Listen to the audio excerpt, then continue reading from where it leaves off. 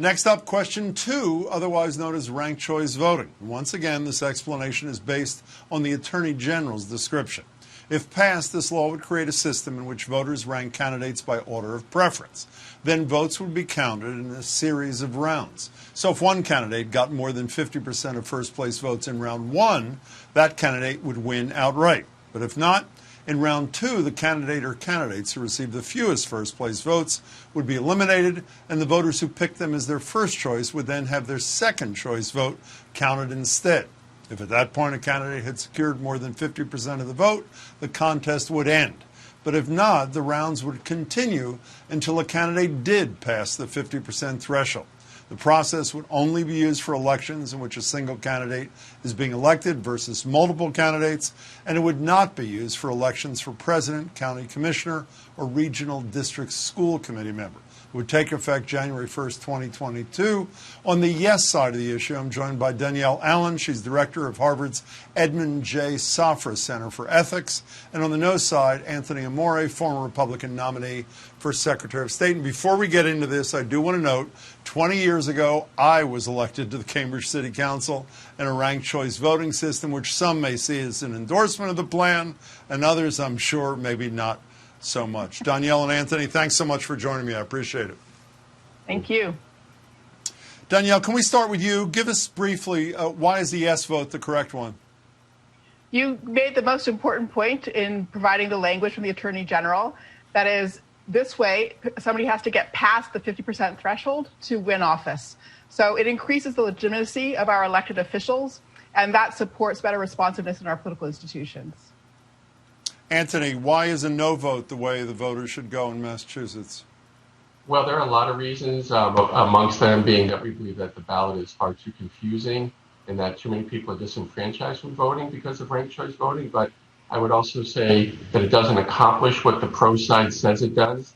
A study by the Maine Policy Institute showed that over 60% of the elections they looked at, the winner does not reach 50% of all the votes cast. So it doesn't actually get to that 50%. Do you want to respond to that, Danielle, any of that? Absolutely. No, thank you so much. So it's really important to recognize that when nobody gets 50% in the first round, then the ideal situation is a runoff so that you can go ahead and add more votes to the heap till somebody's heap gets over 50%. And indeed, when we have runoffs where they're scheduled, a week later, or 2 weeks later, and so forth, one sees a remarkable decline in the electorate. And the final group of people that would vote on a runoff that happens spread out over time that way is always lower than that first round of votes. So in ranked choice voting, what you have is instant runoff in effect. And actually, when you have that decision in the second or third round, you have many, many more votes contributing to the decision than when you have those runoffs spaced out over time. So indeed, the person is getting a majority of the votes that have made it cast all the way through first round, second round, third round.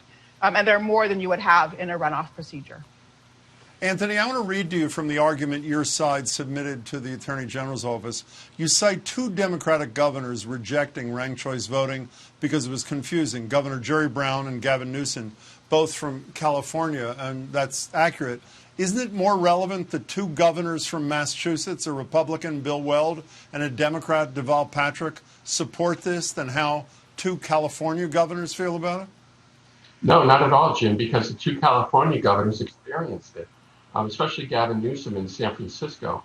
Deval Patrick and Bill Weld have never governed in a state where ranked choice voting was in place. I think it's obvious that we should look to governors who have actually had it in place, and just like other places like Ann Arbor, Michigan, and Burlington, Vermont, that had it and then rejected it. So no, I would only turn to people who've operated under it. Danielle, I want to ask you about, I'm sorry, go right ahead, and then I want to ask you about something in your argument. Go ahead. I'll respond to that briefly. So Governor Weld, of course, also lived for many years in Cambridge, and in that regard did operate under a ranked choice voting system, so he has direct experience of it. Also, it's really important that for Governor Brown and Newsom in California, they rejected ranked choice voting as an alternative to what they did choose, namely open primaries and top 2 runoffs. So they actually agreed that we should reject our current plurality system. They chose an alternative method for doing that than ranked choice. And they didn't think the 2 methods should be combined together. That's very different from rejecting the notion that we need the kind of preference voting that ranked choice gives us. Danielle, I want to stay with you and read from the arguments your side submitted to the Secretary of State. Ranked choice voting, you wrote, addresses three problems. Big money and corrupt special interests have too much control. And then the third item is politics are tearing us apart. Maine has ranked choice voting.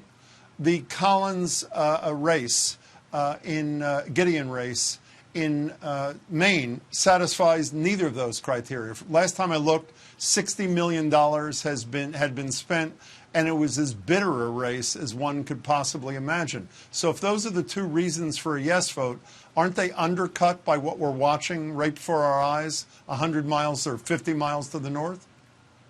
So the reasons that I would give for a yes vote are the fact that it gets you elected officials who've won more than 50% of the vote, the fact that it diversifies candidates who put their hat in the ring to run for office, and the money piece is a part of that. I'll come back to that in a minute since you asked a question about money. And then the third reason is it does actually, evidence suggests, generally improve the quality of campaigning. So there's a study out of Rutgers that shows that voters who live in a ranked choice system have a lower degree of remembering divisive campaign fighting. We live in a very polarized age, so I think in this year of 2020, it's very hard for anybody to avoid divisive campaigning. Anthony, you want to respond to any of that? Yes, I'm glad you brought up the idea of money, and it's ironic that the pro side would cite outside money and big money being spent on campaigns when the pro side has $5 million invested in this campaign, with far over 80% of it coming from outside the state, most of it coming from three billionaire donors. So big money is controlling this actual election. That's who put ranked choice voting on the ballot, $300,000 for 200,000 signatures, all of that money coming from outside the state. That's not Danielle, should that not concern, I mean, you are outspending the other side dramatically, and a lot of money is from out of state, is it not? That is certainly true, but the ranked choice movement in Massachusetts is a grassroots movement that started here. 200,000 signatures collected here on the basis of volunteers. The success of the work here has meant that people who are generally democracy reformers have noticed and have contributed to the effort here. Anthony, I want to go back to you, and I have a it doesn't feel right question for you, and then it doesn't feel right question to Danielle. Starting with you, as virtually everybody knows, on the North Shore, Lori Trahan was elected with less than 25% of the vote. Just recently, Jake Auchincloss became the Democratic nominee for the seat currently occupied by Joe Kennedy with less than 25%. And by the way, he has endorsed ranked choice voting, as have all the others in that race.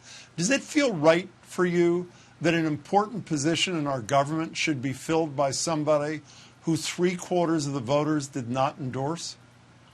Well, no, and I can address that, though. First, let me say that it's also an argument against ranked choice voting, because in that 4th congressional district race, you had 9 people who had hardly a difference between them. Most people today cannot name who those 9 people were. You don't have to vote for 9 people, as you know. You can vote for 1 person, 2 people, as many or as few as you choose. And the risk there is that your ballot becomes exhausted and you don't even actually have a say in the final runoff unless you guess correctly when you go in and you rank them. But also, let me be clear, if there was ranked choice voting in that 4th congressional race, it wouldn't have been the winner having 50% of the votes. It would have been 50% made up of a mishmash of first place votes, second, third, fourth, fifth. It's not. What's wrong with that? What's wrong with that? What's wrong with that? Because it's not people's first choice. So you're taking the people at the end. You start off by lopping off the person who finished last, the person least palatable to most voters, and they have the most power. Their votes, they get a second round vote. And if the election ends right there, it's first past the post. And then you have a bunch of people who voted once and a bunch of people who voted twice. So it doesn't really even fit or seem fair. It should be 1 person, 1 vote. And that's why we are not opposed to a race like the 4th congressional district being held like they are in Boston for the mayor. The top 2 finishers, Jake and Jesse, would have run head to head, and you would have made your choice between the 2. Danielle, wouldn't that be a simpler solution, what we do in Boston? In fact, it's a better solution to go ahead and use the preferential voting system to build the runoff into that vote when you go the first time. You keep more people involved in the process, participation increases. So I want to get to the thing that doesn't feel right about the yes side to me. There are at least two races that I've read about, one a congressional race in Maine, one a mayoral race in Burlington, Vermont, a pretty progressive, enlightened community, where the person who finished first in the first round did not end up becoming the mayor or the member of Congress. Ultimately, the votes that were accounted second, third, and beyond, I don't know if it went beyond, elected somebody who hadn't finished first. Does that feel right? And do you not worry that that won't feel right to voters? It does feel right to me, actually. And so this gets to the notion of one person, one vote. Yes, everybody gets one vote. And if your first choice votes goes through, then that's a yes with a really intense preference. If it's your second choice, it's still a yes with a medium preference. Third choice, it's still a yes. The point is who gets more than 50% of the yeses in a given race. And yes, I think that's fine if some are intense yeses and some are medium yeses. You know, Anthony Amore, in terms of confusion, what do you do when you go to vote and there's a down ballot race where you don't know anything about the people or the office? I assume you do what I do, which is you don't vote. Is that what you do if you're not informed enough? That's one way to deal with confusion, is just vote for people who you do know. No, that is what I would do, Jim, and maybe you too. But I would say that there are studies that show people are inclined to go in and cast a vote. They want to take that affirmative step. And when they're given more options, they vote for more people. And the studies show this. So that is what happens. So you do wind up having people guessing when they go down and they rank along the ballot. But the other part of that, Jim, is that when you do this, you bring confusion into the system. And when you have ranked choice voting, it's indisputable that you have a marked increase in the number of ballots that are spoiled and thrown out. So you have a dramatic increase. The ACLU of Kansas did a study and showed that 10% of the ballots were thrown out in a race in Minneapolis. And these ballots that are thrown out come from what are in Minneapolis traditionally communities of color. So you also have an issue with people who speak English as a second language having trouble with the ballots too. And finally, exit polls show older voters have more difficulty with these confusing ballots. So that's a concern. If I may, I only have 30 seconds left, Danielle. It's a perfect segue to what was my final question. It seems to me the jury is still out on whether candidates of color and voters of color benefit from ranked choice voting. Can you quickly tell me what evidence you have that they do benefit? There have been increases in elected officers in the Bay Area communities that use ranked choice voting for both minorities and women. The NAACP of Boston has endorsed this. Amplify Latinx has endorsed this. With League of Women Voters has endorsed this, which cares a lot about voting rights. So I think there's strong support. Congresswoman Ayanna Pressley has endorsed this. There's strong support for the notion that this opens up opportunity.